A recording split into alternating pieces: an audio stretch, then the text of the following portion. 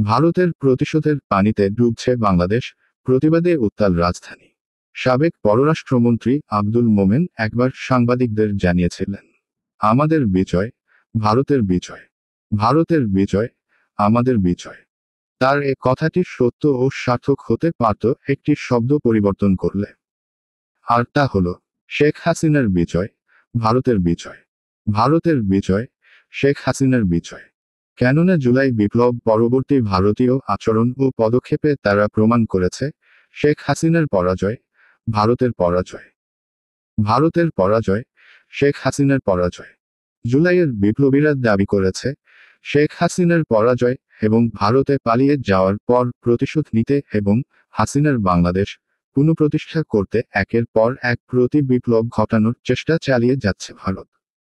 সেনাবাহিনীতে, বিচার বিভাগে এবং 15 আগস্ট প্রতি বিপ্লবের চেষ্টা ব্যর্থ হওয়ার পর পরাজিত সরকারের অনুগত সরকারি কর্মকর্তা কর্মচারীদের দাবি দেওয়ার অজুহাতে অসহযোগিতার মাধ্যমে আরেকটি প্রতি বিপ্লব সংগঠনের চেষ্টা দেশে চলমান রয়েছে।